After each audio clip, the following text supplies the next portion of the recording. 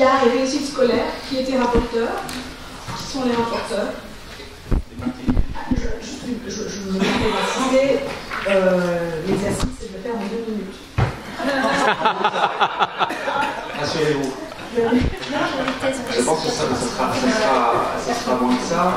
Donc, trois éléments que nous allons retenir, et pardon par cette synthèse qui sera sans doute trop parcellaire.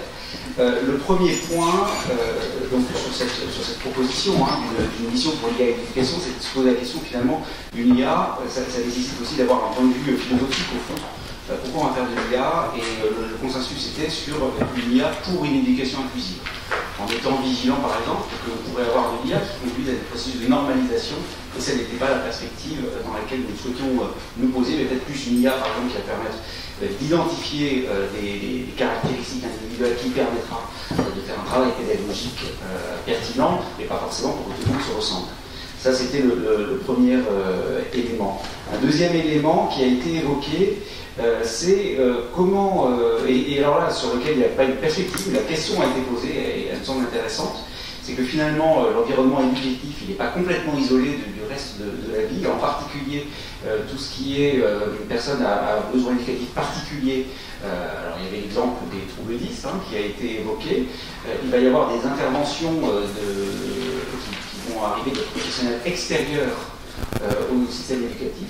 Qu'est-ce qu'on fait avec les données, par exemple, qui peuvent exister en dehors de ça? Et avec un champ qui n'est pas complètement simple entre l'éducatif, qui a un certain régime, et on va éventuellement déborder sur le côté social ou médico-social ou médical, qui lui va appartenir à un autre régime. Qu'est-ce qu'on fait? Est-ce qu'on souhaite pouvoir avoir la possibilité de mettre ça en commun parce que l'individu il est unique et donc il est fini par ses données, ou est-ce qu'au contraire on pense que c'est dangereux? C'est une question sans doute qu'il faut poser. Et enfin un point important, un dernier point, c'est que l'IA sera positive si elle permet d'accroître la compréhension des caractéristiques de l'enfant pour mieux agir au niveau éducatif, mais attention aux projections déterministes qui pourraient enfermer l'élève. Dit autrement, on pourrait avoir des processus d'analyse, par exemple, sur les projections qu'on connaît très bien, d'ailleurs, qui existent d'ailleurs déjà. On connaît, par exemple, les chances de succès scolaire, mettons, en fonction des caractéristiques sociales des parents. Voilà. Le fait, si on prend de manière extrêmement basique, il n'y a pas besoin de dire pour ça, de se dire, bon, on a tel élève qui appartient à telle catégorie sociale, et bien donc, voilà comment va être sa trajectoire. On voit que c'est quelque chose qui n'est pas souhaitable de faire. Avec l'IA, on pourrait aller de manière beaucoup plus fine dans l'analyse des trajectoires et quelque chose de dangereux finalement. C'est-à-dire finalement de rendre complètement et d'enfermer dans un système déterministe. Et il était souhaité que ce ne soit pas dans ce cadre-là que l'IA soit faite. Je ne sais pas si j'ai bien résumé, je ne sais pas si j'ai fait moins de 2 minutes, ça ne pas. Mais... Merci. Très bien. Alors, je rappelle l'exercice 2 minutes. Merci. Alors, l'atelier 2 consistait à travailler sur la mission intelligence artificielle et programmes scolaires, pour ajuster les programmes à l'environnement dans lequel les élèves et les étudiants seront amenés à évoluer. Au cours de notre atelier, nous avons eu trois réflexions. Une première consistait en fait à clarifier la proposition, d'une part en distinguant d'un point de vue des programmes, l'enseignement en lui-même sous un angle plus technique, didactique, donc l'enseignement à l'IA, l'enseignement à l'intelligence artificielle, distinguer cette vision-là de l'acculturation, de la sensibilisation aux impacts de l'intelligence artificielle sur la vie quotidienne des élèves et des étudiants, avec en perspective en fait la formation du citoyen de demain. Donc d'un côté, on a vraiment une question plus comment ça marche, que faut-il enseigner, et de l'autre, à quoi ça sert, donc comment cet enseignement va impacter les élèves. Ça, c'était la première réflexion. Deuxième réflexion, donc ça touchait l'interdisciplinarité. L'intelligence artificielle va clairement toucher toutes les disciplines, de l'histoire, aux maths, à la philosophie. Toutes les disciplines doivent s'emparer du sujet, et en même temps, l'apport dans chacune des disciplines va être vraiment différent. Donc là, travailler sur cette thématique, sur cette transversalité, sera vraiment un enjeu justement des commissions chargées de ces programmes. Enfin, troisième réflexion. Alors là, il s'agissait de voir, on s'est rendu compte en fait en discutant dans nos échanges que notre proposition en réalité se rapprochait de manière très forte de la proposition 12 et de la proposition 13 qui consistait justement à la formation des élèves aux problématiques de l'intelligence artificielle par exemple. Et à ce niveau-là, a émergé une réflexion pour nous. Donc il s'agissait de sensibiliser sur le fait qu'il fallait commencer très tôt en fait l'apprentissage à l'intelligence artificielle des enfants pour qu'ils soient vraiment en capacité d'exercer leur capacité, leur majorité numérique à partir de 15 ans et non pas dans les textes que l'on a vus dans les propositions à partir de 16 ans comme c'était proposé. Voilà. C'était de faire coïncider la majorité numérique avec le fait que l'apprentissage vienne vraiment en amont de cette majorité. Voilà. Merci. L'atelier 2 a réfléchi donc sur cette même question.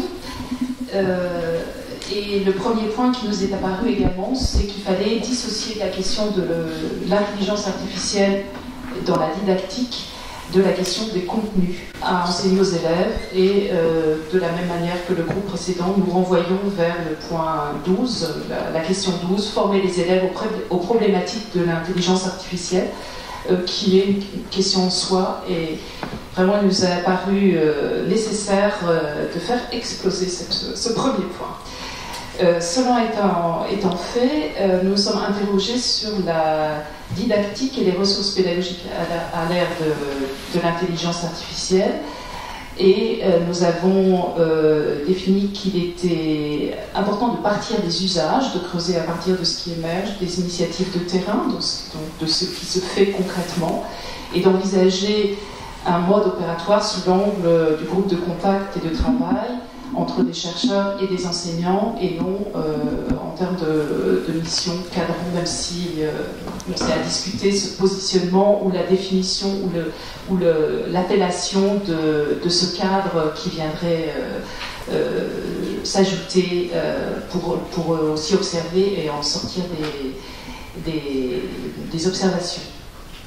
Le troisième point que nous avons abordé, c'était l'idée qu'il fallait évidemment que chaque discipline était un terrain pour créer des nouvelles relations, des nouvelles observations, des nouveaux usages, voir comment l'intelligence artificielle pouvait s'exercer dans chaque discipline, pouvait explorer des pistes, pouvait développer des choses qui étaient à la fois sans doute individuelles à une discipline, mais aussi avec un regard très transverse sur ce qui peut circuler d'une discipline à l'autre et sans perdre donc de vue une nécessaire transdisciplinarité.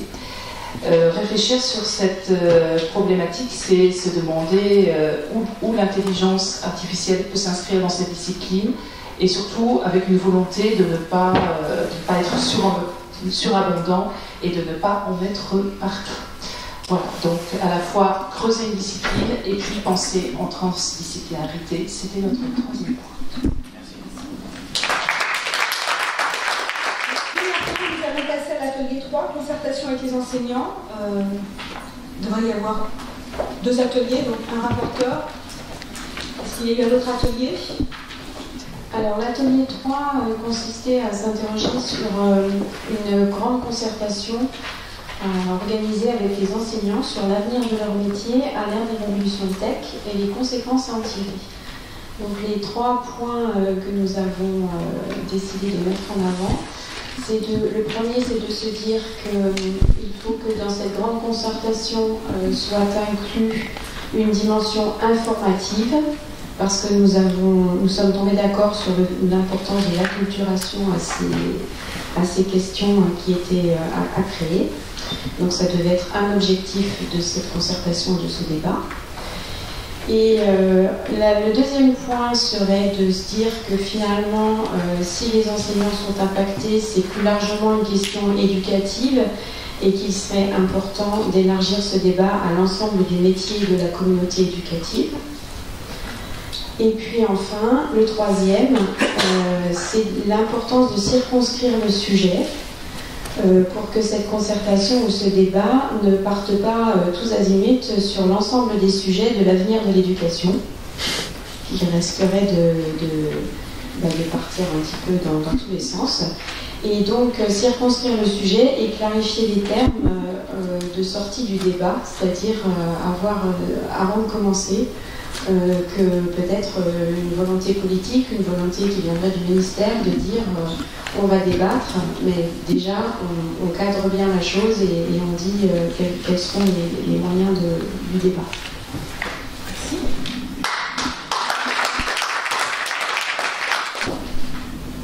Merci. Donc la proposition 3 a été discutée dans un autre groupe et je ne peux qu'abonder ce qui a déjà été dit par la première rapporteure, parce que ce sont des thématiques que nous avons aussi abordées. On a juste synthétisé de manière un petit peu différente, donc on va mettre l'accent sur des choses un tout petit peu différentes. Le premier point, c'est vraiment l'unanimité sur l'importance de la concertation. Tout le monde était d'accord pour dire que c'était vraiment une chose importante d'avoir cette concertation. On a insisté sur le terme de concertation et pas de débat, qui serait un petit peu plus polarisant. Le deuxième point, c'était qu'au-delà de cette unanimité, il y a une vraie question sur les modalités de mise en œuvre, et que ce serait évidemment les détails des modalités de mise en œuvre qui pourraient poser question, notamment au niveau de l'obligation ou non de participer à cette concertation. Et il semble important que ce soit une proposition de participation à une concertation et non une obligation. Nous proposions d'élargir au-delà simplement des métiers de l'éducation, de proposer quelque chose de plus large, voire aux parents, voire ceux qui le souhaitent, de proposer à ceux qui souhaitent de participer à ce débat. Et ce qui paraissait aussi important, c'était de s'attacher à faire attention à la formulation des termes traités et des matériaux préalables aux discussions, avec justement cette dimension informative. On a aussi noté le fait de préférer le terme, dans ce qui était dans la proposition, de remplacer le terme de recrutement par le fait d'ajouter formation initiale à formation. Et puis donc le troisième point, ça a été en fait la discussion sur la pertinence d'une telle concertation en dehors, justement cette question de est-ce que c'est une concertation spécifique IA, comment est-ce qu'on cadre. Chez nous, ça a été est-ce que cette concertation sera pertinente en dehors d'une concertation plus large sur l'état de l'école aujourd'hui. Et que d'avoir cette concertation sur l'IA en dehors d'une concertation plus large posait question. Voilà. Merci. Appel à projet, décrochage et besoins spécifiques. Là, il y a un seul rapporteur. Merci. Donc effectivement, pour cette recommandation numéro 4, on a surtout travaillé sur les conditions pour le cahier des charges, les recommandations pour le cahier des charges. Le premier point qui a été mis en avant, c'est en fait de bien distinguer les différents besoins des publics ciblés, c'est-à-dire que le regroupement qui a été fait, élèves décrocheurs et élèves à besoins spécifiques, les publics ne se recouvrent pas vraiment. Donc il y a un public de décrocheurs, un public d'enfants 10 variés, des enfants avec des besoins sociaux particuliers. Donc voilà, par rapport à l'appel à projet, vraiment distinguer les publics destinataires de ces projets.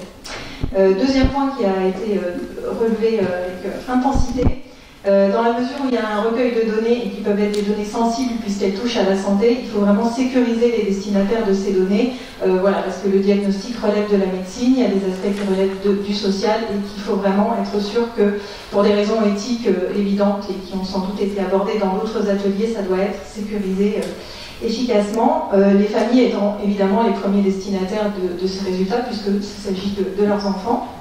Et enfin, un autre aspect important, dans la mesure où il s'agit de faire des appels à projets pour développer des outils, l'idée est de faire que les outils développés soient d'emblée inclusifs et qu'il ne faille pas une adaptation supplémentaire pour les rendre adaptés à des publics spécifiques, mais vraiment d'inclure l'inclusion, si je peux dire, d'emblée dans le projet, dans la mesure où on sait bien que lorsqu'il y a des adaptations, en fait, elles sont utiles à tous les élèves et non pas seulement aux élèves auxquels elles étaient destinées. Ça permet d'améliorer les apprentissages de tous. Voilà, ça c'était pour la proposition 4. Et je ne vous abandonne pas puisque je fais également la proposition numéro 5 autour des Learning Labs. Donc le terme même de Learning Lab a été l'objet de débat, peut-être que ça peut avoir un autre nom, peut-être que le Learning Lab n'est pas nécessairement un lieu physique. En tout cas, 3 éléments qui nous semblaient importants collectivement. D'une part, le fait que le lab doit regrouper très largement les acteurs associés, donc les enseignants, les chercheurs, mais également les familles, les élèves, les institutions existantes comme Canopée, et puis les associations qui peuvent être intéressées, notamment et des personnels relevant du médico-social, puisqu'on s'adresse effectivement à des enfants en situation qui ont des besoins spécifiques et qui relèvent de l'inclusion. Donc premier point, acteurs divers. Deuxièmement, par rapport aux expériences qui ont été rapportées par les participants, l'idée est que ce n'est pas quelque chose qui s'institue comme ça en claquant des doigts, mais que ça nécessite un temps assez long pour que tous ces acteurs s'apprivoisent, pour qu'ils acquièrent un langage commun, une culture commune, de manière aussi à construire la confiance et l'acceptabilité de ces dispositifs par les enseignants, ce qui est la condition de l'essaimage des résultats et des outils éventuellement construits. Que ces labs doivent s'organiser autour de projets qui puissent venir de chercheurs ou bien à l'initiative des enseignants aussi, sachant que l'évaluation des labs est triple, c'est d'une part par les projets de recherche avec les critères des universités, par l'efficacité sur les apprentissages des élèves et aussi par la réalité ou non du rapprochement entre chercheurs et enseignants qui est une des visées des labs. Et le troisième point, donc, c'était les conditions de faisabilité, c'est-à-dire de possibilité d'avoir des labs qui soient effectivement opérationnels sur le terrain. La participation au lab doit être un des axes de développement professionnel des enseignants, en tous les cas c'est comme ça qu'ils doivent le vivre. C'est pour ça qu'ils doivent y être formés lors de leur formation initiale et continue pour savoir comment utiliser et comment agir au sein de ces labs. Et évidemment, et là c'est une question complexe, ça suppose des aménagements organisationnels dans la vie des établissements, dans l'emploi du temps des enseignants pour que les labs soient des lieux véritablement vivants. Voilà, merci. Merci. Alors, la proposition était de développer les programmes interdisciplinaires de recherche et d'innovation collaborative d'IA autour des thématiques d'éducation. Et sur cette thématique, nous avons mis en avant 3 points relatifs au champ des acteurs impliqués dans ces programmes, relatifs à l'évaluation de ces programmes et à la mise à l'échelle de ces différents programmes. Je vais revenir sur ces différents points. Sur le premier point, l'idée serait d'élargir le champ des acteurs dans une démarche de co-construction en partant des questions qui se posent au monde de l'éducation, et pas en partant des solutions, avec donc le spectre le plus large des acteurs privés, avec la question de leur implication en amont de la recherche, mais aussi bien évidemment des acteurs publics, et enfin en incluant les professeurs, les apprenants, lors des phases de recherche, lors des phases de développement et enfin lors des phases de déploiement, dans une démarche vraiment de recherche centrée sur l'utilisateur. On a parlé d'inclusive by design. Donc ça c'est notre premier point. Le deuxième point, en aval de la recherche fondamentale, lors d'un petit livret, on parle de recherche fondamentale autour de modèles de fonctionnement. On pense qu'il faudrait spécifier ce qu'on entend par modèle de fonctionnement. Donc en aval de cette recherche fondamentale et de la recherche appliquée avec l'ensemble des acteurs, il y a la question donc de l'évaluation qui doit être mise en place de ces différents programmes de recherche et également des financements qui doivent être alloués à cette évaluation. Et enfin, sur le troisième point, il y a la question du passage à l'échelle, parce que si on peut mettre ces programmes de recherche sur de petites échelles, la question c'est leur passage à l'échelle notamment nationale, mais aussi un point qu'on a mis en avant, c'est la question du développement durable dans cette mise à l'échelle, dans le cadre notamment de l'agenda 2030. Je vous remercie. Merci.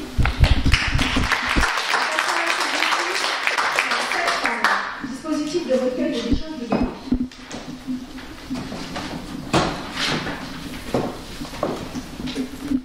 Donc nous avons d'abord eu l'idée de nous inspirer de ce qui s'est fait dans d'autres pays, puisque nous ne sommes pas les premiers à réfléchir, à collecter et partager de la donnée d'éducation avec rigueur et précaution. Et donc il se trouve qu'aux États-Unis, et cela va nous servir d'objet d'étude, il existe un Family Educational Rights and Privacy Act depuis 1974 qui encadre la donnée de manière assez restrictive et de manière assez punitive quand elle sort de l'établissement. Donc ça n'est absolument pas un modèle, mais en tous les cas, nous avons trouvé une matière à investiguer en complément de nos réflexions françaises et peut-être d'autres pays.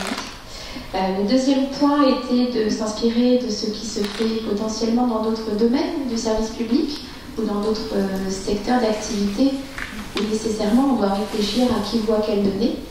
Et en particulier dans notre pays aujourd'hui, nous avons le Health Data Hub qui est en train d'être créé dans le secteur de la santé, qui interroge les mêmes problématiques de comment on amène des acteurs dispersés à recueillir une information alors qu'ils n'y voient pas nécessairement un intérêt. Comment est-ce qu'on partage cette information de manière sécurisée? Et enfin, comment est-ce qu'on l'exploite pour permettre de rendre plus service à un individu avec de l'IA, mais aussi produire de la statistique pour orienter les politiques publiques au mieux. Voilà deux sources d'inspiration et d'études complémentaires qui nous amènent aussi à réfléchir à l'évolution de notre réglementaire, puisqu'aujourd'hui notre réglementaire est vécu beaucoup comme une contrainte avec les RGPD et la CNIL. Évidemment, c'est excessivement nécessaire d'avoir un cadre, mais ce cadre peut être pensé en fonction des usages qui eux-mêmes évoluent. Et donc, ce qui nous tient à cœur, c'est que le cadre soit en effet contraignant quand il y a un risque, mais qu'il soit aussi encadrant et utile. Donc, on voudrait faire des propositions, car le réglementaire est appelé à évoluer pour accompagner l'évolution de la société civile. Enfin, je pense qu'on a réfléchi à l'éducation à la donnée, car l'objectif pour nous, c'est d'avoir des citoyens informés qui discernent au mieux les usages et les risques possibles associés au numérique et puissent agir pour retirer leurs données des dispositifs lorsque nécessaire. Et donc, l'éducation à la donnée requiert d'utiliser un langage simple pour que du petit enfant jusqu'à la personne âgée, on puisse transmettre l'information de pourquoi on prendrait une donnée, à quoi elle sert, à qui, et comment est-ce que la personne peut éventuellement la récupérer. Voilà ce que nous a suggéré ce groupe de travail. Je vous remercie. Nous allons passer à l'atelier 8, appel à projet, émergence d'une offre technique.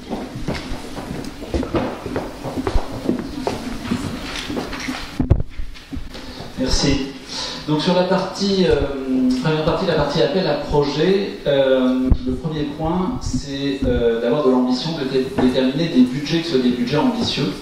Pour rappel, le plan IA Villani est d'1 milliard d'euros. Le plan IA Éducation est de 12 millions d'euros, c'est-à-dire un centième. Donc je renvoie au hashtag le plus important.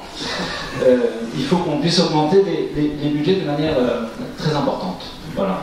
Deuxièmement, une fréquence déterminée pour des appels d'offres et en parallèle de ça, bien sûr, tenir les calendriers de cette fréquence déterminée des appels d'offres. En troisième lieu, avoir un guichet ouvert, cette fois-ci pour des appels à projets au fil de l'eau, qui vont permettre, au-delà des appels d'offres, de pouvoir permettre aux acteurs de la tech de faire des propositions. Quatrièmement, un soutien à la filière EdTech IA en fonds propres, en attendant qu'un marché soit véritablement développé, de manière également à favoriser les regroupements de start-up, de manière à pouvoir créer des champions nationaux. Cinquièmement, il faut des critères de sélection lors de ces appels d'offres et de ces appels à projets qui incluent une IA d'origine française ou européenne, de manière à garantir la souveraineté de l'IA vis-à-vis des IA chinoises ou américaines qui prendraient des sociétés françaises pour la diffuser. Quatrième, toujours dans ce point-là, avoir dans les critères de sélection des critères de sélection qui soient adaptés à la taille des différentes entreprises. Ensuite, sur le deuxième aspect, sur l'aspect de la co-construction, cette co-construction qui est une co-construction indispensable à la réussite des projets, il faut qu'elle puisse se faire avec les territoires, les académies et les collectivités. Il faut, dans le cadre de ces projets, avoir dès le départ une capacité à industrialiser ces projets. C'est-à-dire à partir du moment où on lance un projet et qu'il est réussi, il ne faut pas que derrière on se pose la question de savoir ce qu'on fait une fois qu'on a terminé cette expérimentation. Il faut que l'industrialisation soit là dès le début. Et en dernier lieu, et c'est le dernier point, une visibilité des résultats de tout ça. Voilà. Merci beaucoup. vais être insistante, hein, l'exercice c'est 2 minutes, c'est important. Nous allons passer à l'atelier 9, la formation. Le rapporteur, nous avons 2 rapporteurs, oui, c'est un atelier où c'est fait en 2 fois. Je vous invite à être synthétique. Merci, j'ai pas oublié la consigne, 2 minutes. Donc formation et information des personnels de l'enseignement, enseignants et personnels d'encadrement. Les 3 idées directrices qui sont ressorties de cet atelier sont donc la première, la prise en considération des attendus des enseignements du module sciences numériques et technologiques pour concevoir les formations des enseignants. La deuxième idée, la mise en place d'un plan de formation initiale et continue en prenant en compte l'ensemble des structures concourant à la formation, notamment le PAF, Canopé et les collectifs d'enseignement. Cela pourrait s'apparenter ou s'effectuer selon les principes de la formation horizontale en complément d'une formation descendante, en y associant les instituts de recherche et en faisant en sorte que les référentiels soient les plus simples, les plus concis et les plus concrets possibles.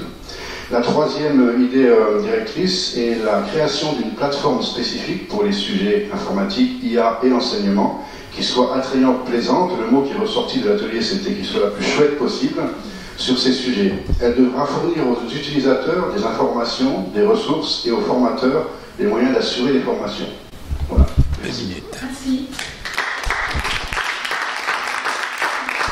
Le deuxième groupe qui a planché sur ce sujet, il s'est mis d'accord à l'unanimité sur 3 points. Le premier, c'était de former d'abord, de commencer par former sur des usages spécifiques pour des élèves notamment à besoins particuliers et en même temps dans les angles morts des pratiques d'apprentissage des enseignants, là où c'est pas du tout investi, où les résultats sont peut-être les plus problématiques. Le deuxième point, c'est de commencer les questions de formation par un temps d'initiation et de découverte qui privilégie les échanges entre pairs. Et le troisième point, c'est que ce début de formation soit enrichi ensuite par plusieurs étapes, à plusieurs échelles, que puissent se former des collectifs de travail, des temps de co-formation, des temps de travail d'équipe dans les établissements, et qu'ensuite ça puisse agir aux différents échelons locaux, académiques et nationaux. Merci. Maintenant, nous allons passer à l'atelier 10, outils pour les enseignants. Alors, du coup, sur la question de la proposition sur les outils pour les enseignants, on parle des 3 propositions qui ressortaient. Il y avait la question qui paraissait fondamentale et de base sur la question des territoires, notamment la question des infrastructures, garantir que les infrastructures soient suffisantes quel que soit le territoire. On peut penser notamment en Provence sur les questions des territoires où il y a l'enseignement par exemple de réseaux tout court, ou en banlieue avec forcément suffisamment de territoire. Et derrière, ça soulève aussi une question d'égalité et même d'équité sur la question des coûts qu'on peut avoir à la fois pour les usagers mais pour les différents territoires. Sur la deuxième proposition, un point important qui ressortait, c'était la question d'assonance qui correspond à une communauté. Par exemple, les outils peuvent émerger d'une volonté de communauté, c'est de remonter avec quelque chose d'assez horizontal dans le fonctionnement qui était envisagé là-dessus, notamment pour pouvoir permettre d'avoir une visibilité concrète sur les différents outils qui étaient demandés par les communautés là-dessus, avec un point de vigilance très important qui a déjà été soulevé dans l'intervention précédente, le cadre de la confiance, notamment en termes d'éthique et juridique, sur les collectes de données, sur l'utilisation qui en est faite, avec un point de vigilance sur les GAFAM. Et le dernier point qui est un peu une résultante des 2 points précédents, c'est une volonté de politique publique sur ces questions-là, parce que quand on parle de gratuité, quand on parle d'action publique, c'est important que ce soit vraiment une volonté de l'État, un service public qui est mis en place et qui est du coup vraiment axé sur ce point-là pour les outils pour les enseignants. Voilà. Merci. Mise en action des enseignants.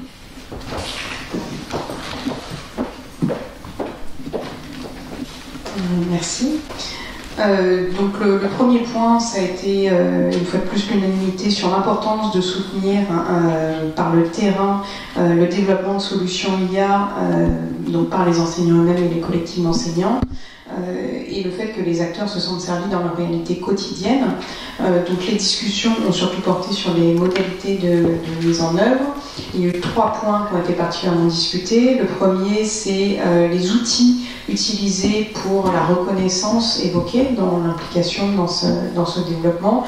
Parce que dans le rapport était déjà évoqué les décharges, on a évoqué d'autres outils de reconnaissance possibles, comme l'inscription dans la ventilation ou les états de service, ou l'utilisation d'IMP, ce sont donc des missions particulières.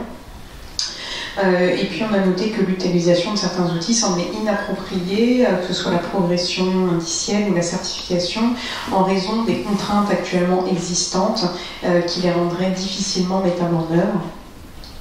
Le deuxième point qui a été discuté, c'était l'idée de soutenir plus précisément des développements liés à des contraintes nouvelles, de fait de réforme par exemple. Et donc on a cité comme exemple le chef-d'œuvre au bac, ou la co-animation ou l'accompagnement personnalisé.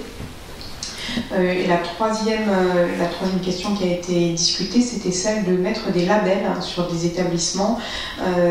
Et ce qui a été évoqué, c'était le fait que ça serait susceptible en fait, d'augmenter les déséquilibres dans les territoires, en mettant en lumière des zones qui étaient déjà bien servies, et peut-être lui préférer à ce système de label un système d'adhésion à des chartes. Voilà, je m'arrête là. Merci. Et 13, ils ont été traités en même temps, la sensibilisation des élèves et l'étude des usages des élèves. Oui, alors on s'est surtout polarisé sur la couleur à venir par manque de temps aussi. Un constat en forme un peu d'horizon, c'est que sans doute cette proposition est la plus hors sol de toutes. Parce que en fait, les usages intuitifs quotidiens et souvent consuméristes déployés par les élèves de l'IA à travers tous leurs objets hyper connectés avec lesquels ils sont tous les jours, donc, est ce qui inscrit une zone floue, une zone grise, qui est à la fois difficile et urgent d'inclure dans le projet global. Difficile donc par les effets perturbateurs et souvent confus de ces usages. Perturbation, on les connaît, donc destruction de l'attention, captation de leur temps lors d'école, tendance au relativisme, discrédit de la parole des professeurs et donc du savoir qu'ils incarnent. Bon. Et en même temps urgent afin de constituer cette première alphabétisation en quelque sorte des élèves à l'IA, non pas simplement comme un obstacle, mais vraiment comme une base d'un nouveau rapport instructif à ces objets, quitte à inventer des ruses pour essayer de s'appuyer sur ces premiers usages. Le second point, c'est que en ce sens, donc, si le nouvel enseignement prévu à la rentrée est totalement inédit, en ce sens, là, vraiment, et intitulé Sciences numériques et technologies, qui va aborder le volet surtout fonctionnel du rapport donc, des élèves à ces objets techniques et donc à l'IA en particulier, donc vraiment entrer dans le fonctionnement et, de l'IA, de ces objets, etc. Par contre, le volet plus réflexif, qui est requis par cet enseignement et reste vraiment à clarifier à travers 3 questions matricielles. La première, c'est qui porte cette réflexion? Donc quel champ disciplinaire et pilote, quel champ transdisciplinaire? Ensuite, sur quoi porte cette réflexion?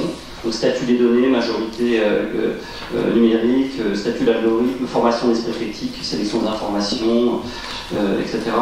Et puis enfin, troisième question, comment la porter? Et donc en rythmant à la fois une interrogation de type un peu plus spéculatif qui interroge l'élève dans sa situation par rapport à la dimension technique, et enfin donc peut-être inventer des ateliers numériques. Voilà. Merci.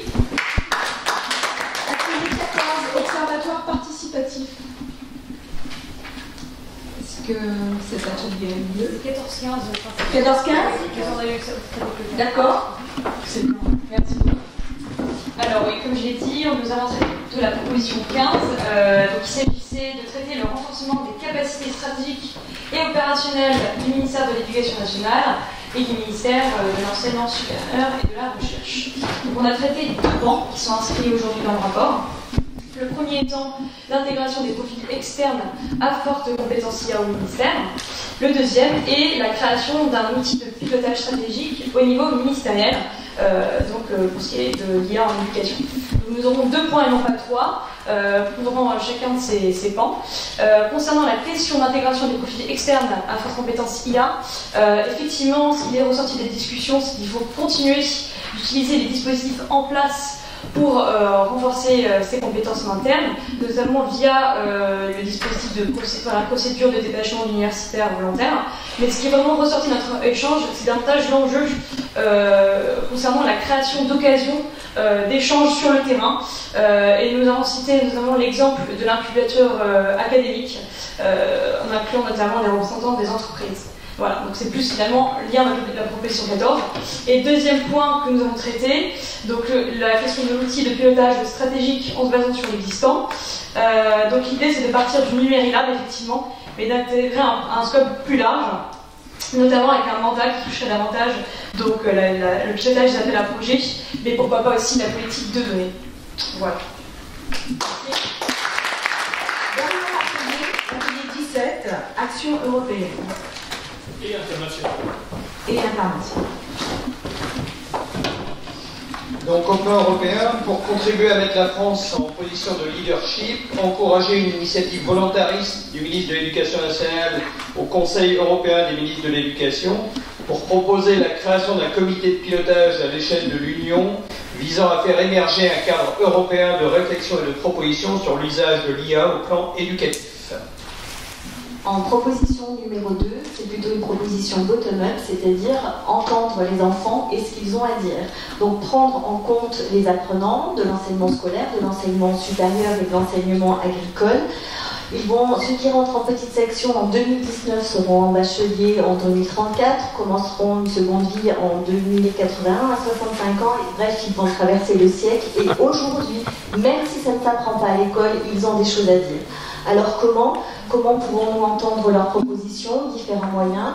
Le Parlement européen des enfants, où là aussi il y a matière à débattre, par le biais du Conseil national de la vie lycéenne, même si les collégiens ont aussi des choses à dire, mais aussi, puisqu'il y a des rendez-vous justement avec le ministre sur ce sujet, mais aussi tous ceux qui passent sous le radar, qui ne sont pas élus et qui pourtant sont fans de ces sujets-là et qu'on n'entend pas encore. Donc la deuxième proposition, laisser la parole aux enfants.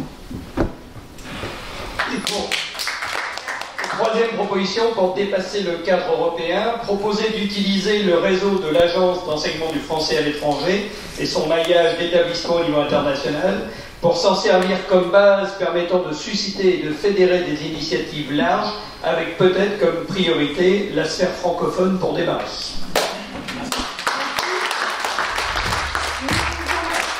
Tout le travail qui a été mené cet après-midi et demain je vais le temps était très court. Vos contributions seront intégrées dans le projet de rapport qui vous sera envoyé afin que vous puissiez encore y apporter toutes vos contributions avant qu'elle